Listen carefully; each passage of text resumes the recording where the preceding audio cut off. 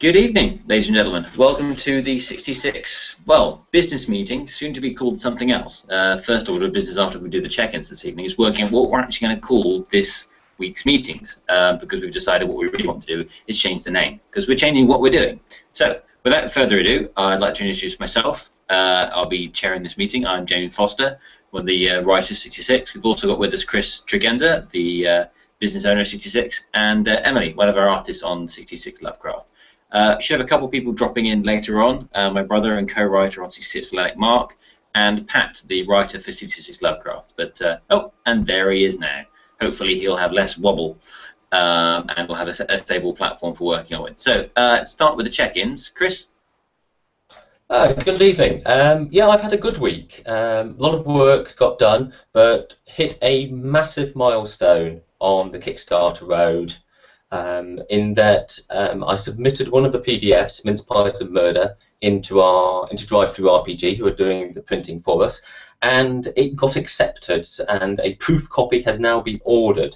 So that means in a few days' time, probably about Tuesday or Wednesday, I will actually have a physical book of 66 for the Kickstarter in my hand.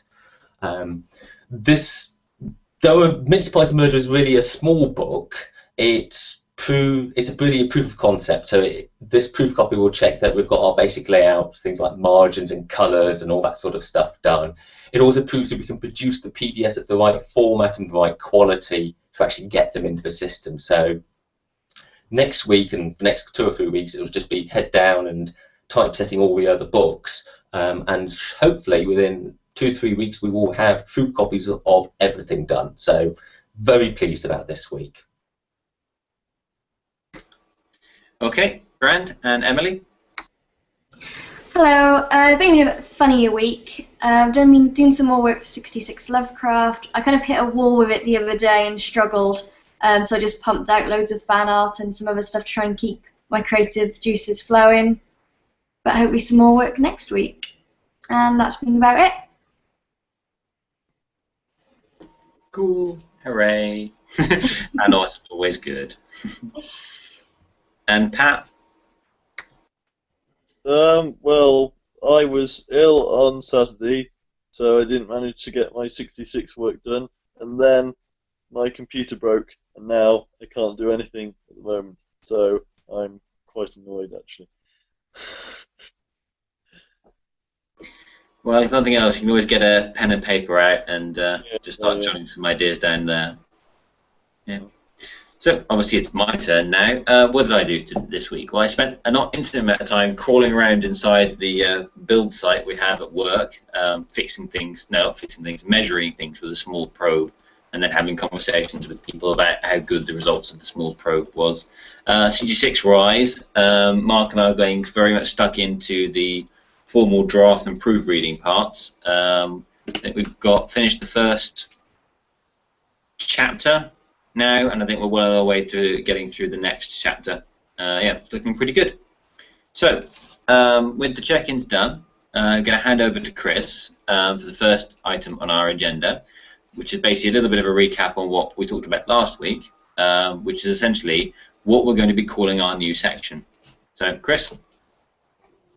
Thank you. Yes, as Jay said, this is sort of the follow-up part to last week's creativity, which was, we all brainstormed ideas for the meeting and what to call it and things like that.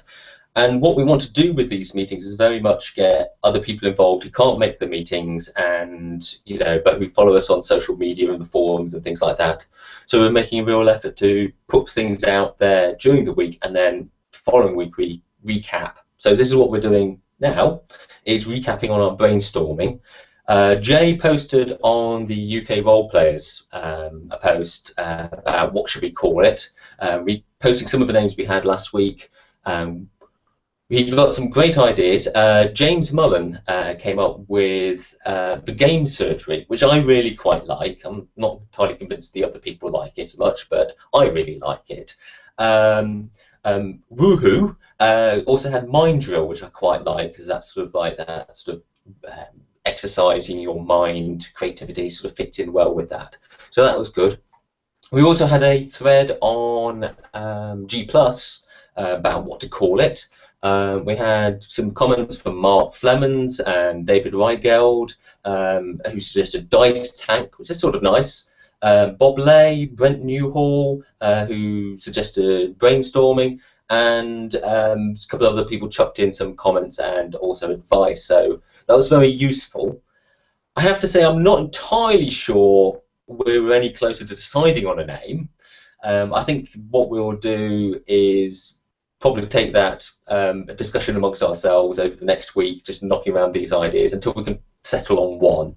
So maybe over the next couple of weeks, the name of the meeting is going to be up in the air if we try things on for size. So that's pretty much where we are on last week.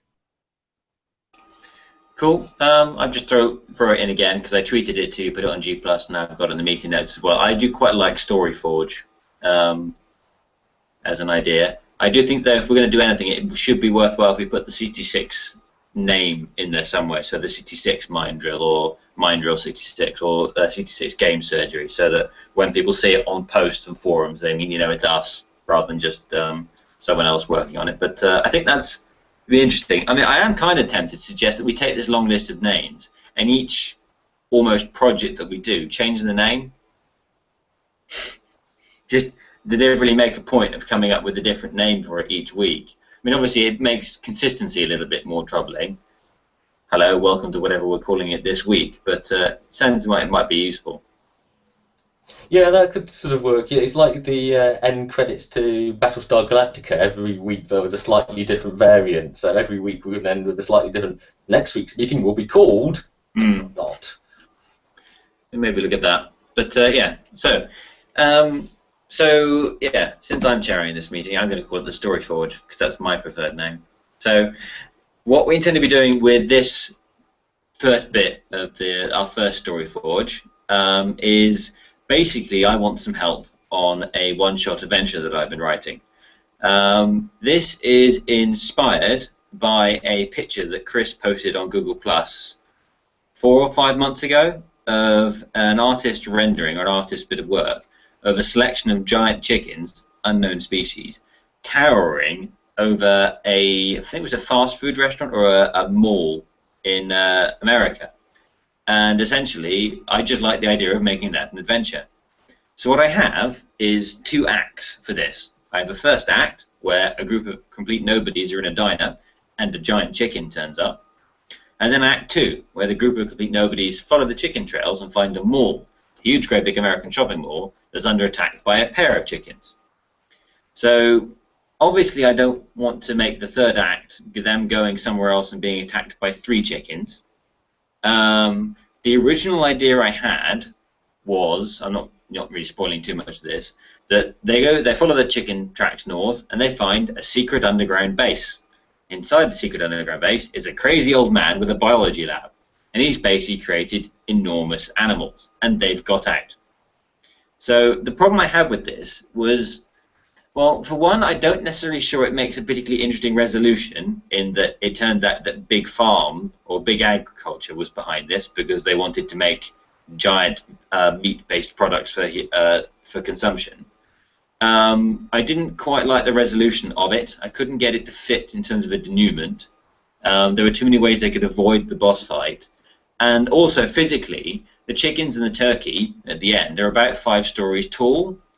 But that generally means you need a building that's about 5 stories tall, which is a hell of an underground bunker. And I realized there was no way I could hide a 5-story turkey to make it a surprise. So in the end, basically what I'm fishing for is the third act essentially needs to provide some form of closure. Why are these people being attacked by giant chickens? And obviously some kind of fight at the end. So, Chris, you first. Thoughts? Well, the classic 3-act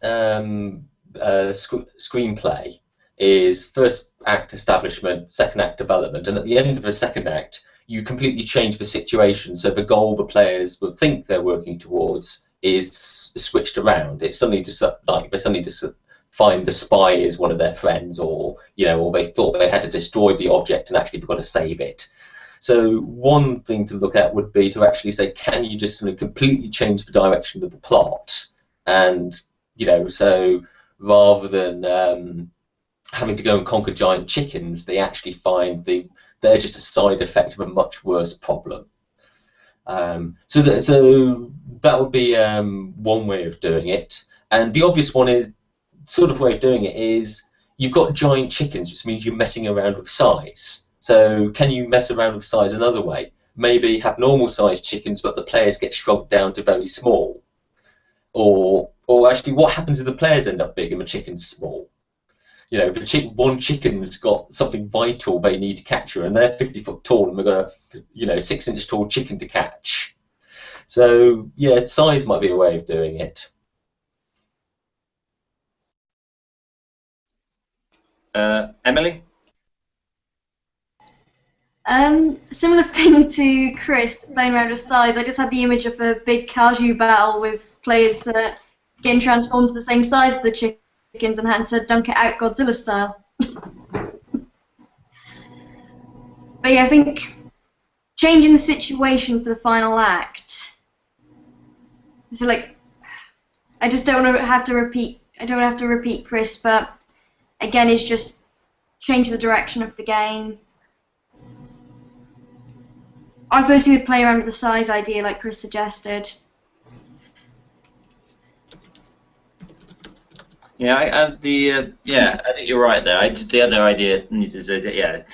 Thing is, I've got to find a vaguely convincing way of these 6 characters getting hold of robots big enough to fight these giant chickens.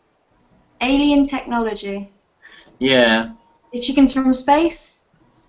That's another idea I've got in my head, but I'll bring that up later after we've each had a chance to chip in. I'd like to welcome my little brother Mark, despite the fact he's taller than me, to the meeting. My co-author on 66 today. We're discussing the fact that I don't have a third act for giant chickens. I was just listening to what Emily was talking about for making you giants so you can have a big Godzilla style fight with them. It's a question of how the chickens got big. I mean, if they were hit with some making big ray, that's a technical scientific term, then the players get hold of that thing themselves. Which needs a certain amount of hilarity, because they could, for example, choose to make themselves huge, or they could find a cat and choose to make that huge, and hope that would then chase away the chickens. Mm. I was going to say giant foxes. Giant foxes would work. But you got there first. Well. Any more general ideas, Pat? Yeah, well, giant foxes. I like the idea that they meet like whoever's like released the giant chickens, and they're completely balmy, and they like haven't even realised that the giant chickens are kind of like destructive. And when you explain to them that the giant chickens are, oh well, no, these giant chickens are inherently destructive, they do something even more inherently destructive to try and stop. Like you got some old duffer scientist, and he like goes, oh, I didn't realise they were hurting people. I'll sort this out. And he tunnels into a back room, and then you see a giant fox charging off to the city. Oh. If he comes out and say, "Don't worry, my fusion bomb will deal with them." Or that. Yeah, I mean, other ideas I like to get off people would be thoughts on basically the backstory, the origin of why are there suddenly giant animals around. Now, the original one was that it's a farmer is trying to make it a get rich quick scheme. Essentially, he's making giant animals so that he can make giant profits. Obviously, not particularly well thought through because he still needs to feed them and butcher them and everything else. So his idea of a 5-story chicken might not be the best idea. That is one hell of an omelette, though. So yeah, I'd like some ideas on other ideas we've got. The other idea I'm currently floating around is it's a meteorite. Something inert. Yeah, it's a meteorite. It's hit a chicken coop. Attack of a 50-foot woman. I can't remember actually how she gets big in that, but it was... That is genuinely a bizarre film. I have seen it. It's actually a group of aliens who are going around making women who are persecuted by their menfolk enormous as a lesson to the men. the film ends with them going away on a spaceship with the man at the part being hugged by two other men who've been captured previously and who have been re-educated into accepting their feelings. It's weird. All right. Properly weird. It's not even a third act twist. It's like literally it's the epilogue. Turns out they were aliens. I mean, just on the question of sort of like the origins, something which you need to decide in terms of stylistically is just how silly you want to be. I mean, you are creating this universe for this story, and it can have its own rules. Yeah. I mean, if you want to, have aliens or meteorites or whatever, magic witch, can do it. But you as a sort of writer have to think about, well, what's the tone of the overall piece? Is it going to be a really, really silly where you expect players to ham it up? Is it going to be an adventure which has got genuine tension in? Is it going to have a clever pun or clever, payoff at the end? So something to think about is the tone you wish to set. To be honest, I can see a genuine challenge in trying to do like a gritty, realistic giant chickens. Yeah, I bet they said that about zombies as well. Oh yeah. Yeah, and look at the latest Godzilla. Emily, any thoughts on Origins? So just checking I'm unmuted. How about Radiation go proper classical Godzilla style? That is the meat and potatoes of the monster movie. They were testing nuclear missiles on a chicken coop. It could happen. no, that's what I'm saying. That's brilliant. Knowing the Americans is not entirely improbable. They did put something live near an atomic bomb, set it off, and then just to see what would happen. They did exactly that. They built sort of towns. Sorry, I just remembered the book I was reading recently. Right at the end of that, it turns out that the big bioweapon that's devoured everybody in Melbourne was accidentally left out because somebody forgot to put it back on the truck after a weapons test. Is that Jam by Yards and Croshaw? Yeah. Yeah, I need to read that. I mentioned it because there was a little thing about not reading copyrighted material. Yeah. And now I've spoiled it for everybody who's watching this. Sorry, everybody who's watching this. It could be another book. Yeah. Okay. Mark, any ideas on Origins? I like the old-fashioned its radiation approach. Crash train carrying nuclear waste. Air Force accidentally jettisons a bomb, because that does happen occasionally, which lands in the chicken coop, which irradiates them. That's all fairly good stuff. The tricky thing is how you present that, how people find that out that that's what's going on. Because at the moment, because the tricky thing is with the chickens, you don't have a talking antagonist who can tell you their backstory. You either have to have someone who's created them to be that talking antagonist, or you just have to find out somehow. You can, in the case of just backtrack where they are and we'll find out, oh, here's a chicken coop with a nuclear bomb sticking out of the ground. That might be it. Yeah. Okay. Pat, any ideas on Origins? Does it have to be a coop? Because, they transport livestock on trains as well as nuclear bombs. Oh yeah, a train of nuclear bombs collides with a train of chickens. I mean, one of the things. Nuclear waste. If you want to go for, sorry, I didn't mean to talk about. Yeah, one of the things really I actually want to sort of aim for is a backstory which gives you your third act. Now, to take that sort of chickens and trains example, is the only third act. Can't be a third act because if disasters happen, they can only mop up chickens. So there isn't much of a payoff. Whereas if it's something like the original plot, where it's someone messing around, you can have the third act is stopping that person. So yeah, your origins will have a big impact on your third act. Which is the next question I was essentially going to ask, is given the kind of ideas we've got in terms of origins, in terms of potential third acts, how can we kind of mash them together? Now, in terms of other giant creatures, thought that occurred to me, one thing you could do is they find the crash site or the radiation site or the creation site, be it meteor or radiation, and yeah, it's there aren't any more giant chickens there because only 3 of them survived because they were actually killed by the explosion. But that doesn't mean there's not, say, other giant creatures, you know, giant millipede, giant spider. You can start putting around, throw a completely different animal at them, but then again, this case it could be surviving. I was thinking for Origins, if you wanted to go by the original kind of old school kaiju movie, this movie is very, very silly, but it has an innate social conscience kind of thing. They could be battery chickens rather than coop chickens, because that would explain why they're so angry as well.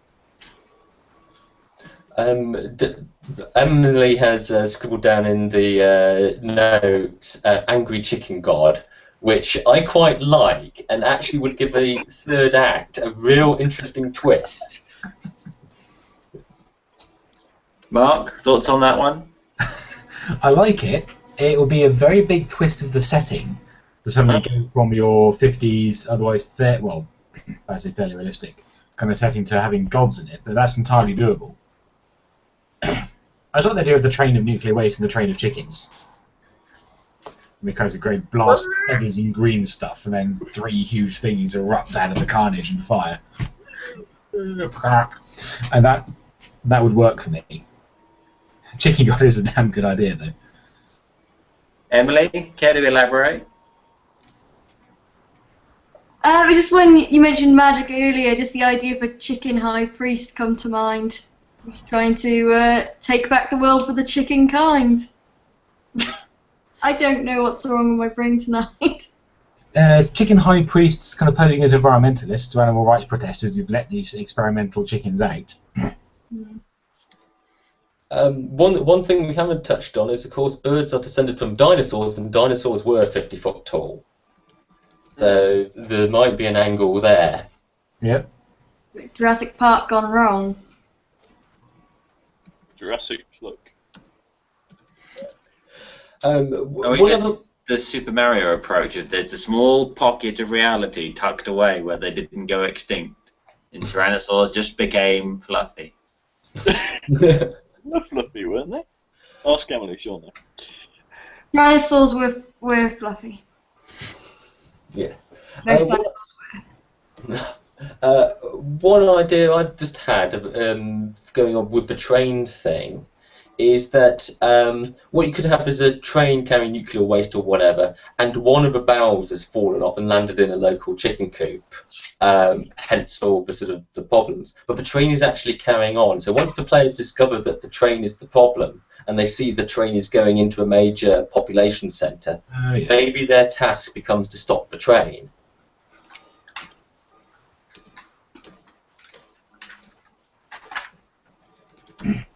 As they're sort of riding it, making their way along, barrels fall off, and you see it landing in random places. Oh, there's a cow field. Yeah, Donkey Kong. So yeah, I mean, that's a way which would, you know, give you that completely shifting gear for the third act. You could still have your Mark's very cinematic kind of scene if it was a chicken god. Rather than having like bombs going off and the things crawling out, you could have like lightning bolts coming down from the skies and the chickens glowing bright gold or bright whatever colour chicken gods are. Gold. I'm going to go with gold chicken gods. One idea I've just had. Have you guys seen The Wrong Trousers? Where the Feathers McGraw makes himself look like a chicken by putting the the orange rubber glove on his head. Yeah. I'm suggesting they're actually giant penguin. No, not giant penguin. They're not giant chickens at all. The cultists have got giant red rubber gloves on their heads. Cultists of the giant chicken god. That's yeah. Okay, I think I've got some good ideas here, guys. Certainly something I can work with. I like the idea. I think the Angry Chicken God is something. I mean, the whole setup is you are a group of perfectly normal people, and something bizarre happens. So the idea of doing something even further out of left field for the third act, Emily, the Chicken God idea, just really appeases me. At the end of the mall, they encounter some kind of acolyte. It's like, what are you doing with that on your head? And they follow that and discover it's a cult that's summoning these things. That is just mental, and I quite like that. So yeah, to kind of summarize, I think we've got some good ideas there. I like the points raised about doing something different in the third act to change it up. I like the idea of making that even weirder, or maybe even more normal, to try and change gears again. But I think that's going quite good. Yeah, cheers, guys. So what we're going to do is we're going to take these notes and these ideas, and we're going to spread them around. So I'll put together a post for the UK Role Players Forum, which we can then share out on G+. And once we've got a link for that, our Twitter guys can start posting around, and Facebook as well, and basically say, we've got this idea about how would you end up with giant chickens? Why would you end up with giant chickens? What hideous disaster? And just basically get some ideas off people and work from there. So, grand. Okay, Chris, is there any more business stuff you want to do? Or shall I move on to pluses and deltas? No, I've got no more business stuff. I would just say I had an idea while you were just talking, which is about chicken high priests and meeting someone in the mall. It occurred to me, you know, those fast food fried chicken chain restaurants often have a person dressed as a chicken or something like that, and that could just be whole cover for the chicken cultists. Yeah, I don't want to go too far down the guy dressed in a chicken outfit, otherwise it'll end up a bit too much Family Guy reference. Sometimes. Sorry, go for it. Go for it, Pat. I was just going to say something I wanted to say earlier. But sometimes, just when you've started down the road of crazy, you have to just keep going, a la Cabin in the Woods. But what you have to have is a scene where, like, you sneak into the cultists in the middle of a ritual. Because what a ritual to a giant chicken god looks like must be amazing. Yes. Yeah, okay, I think we'll go with that. Okay, right. The idea of having a guy who's actually in a giant chicken suit, that's a fantastic reference to the old kaiju movies, because Godzilla was a bloke in a suit. So at some point you have someone in a giant chicken suit. Yeah, I think we're going to work with that. All right, I've got some good ideas. Okay, right. Chris, pluses and deltas? Okay, yeah, pluses and deltas. This section, by the way, for people who aren't familiar with this, we summarised the meeting and everyone chipped in a plus, something they liked about the meeting, and also a delta, something they, not so much they didn't like, but something they'd like to change about the meeting or do differently next time. I have to say I've taken this idea from Mark Deer's Truman, and it's an excellent idea to introduce to any meeting, because I find it really works. So my plus, I really think this format worked. I think we had some good ideas, we knocked it around. I think it will hopefully make vaguely interesting stuff to watch as well. So I think the format worked. Okay, and your delta? I think we had a few technical problems which should always be nice to avoid. Grand. All right, choosing at random. Pat, your plus, please. I don't know if it was a side effect of the new format or just because Chris reminded us at the start of the session, but we managed to keep talking over each other to a minimum.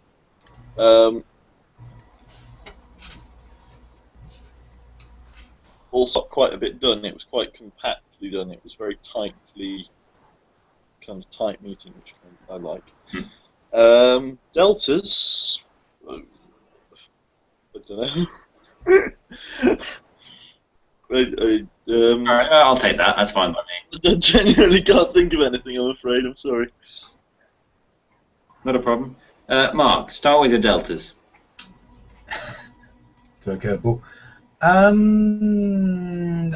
Turning up earlier and be able to give a bit more input rather than dropping in halfway through due to being late back from playing squash. That's a delta, and a plus. New format does seem to be going well. It's a lot less dry than the previous business and marketing type stuff. and I look forward to this kind of building up a bit and attracting a few more people into this. Cool. Emily? Yeah, same as everyone else. Really like this new format. It's nice and simple, and actually kind of keeps on track, as it were. I also like the little mute system we're having as well. It does kind of really stop us from over talking each other. Delta's just technical issues. Again, I think of it as a lot of as our web connection keeps cutting Pat out every once in a while. Cool. Leaves me. Pluses, yeah, I'm enjoying the new format. I think it's one of the things I just,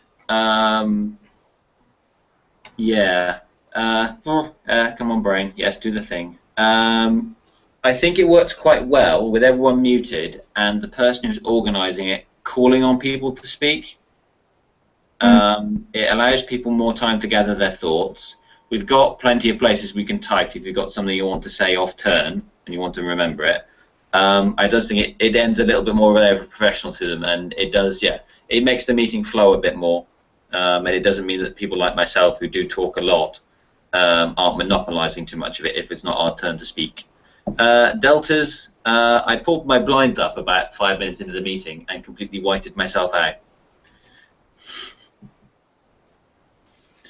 Cool. All right.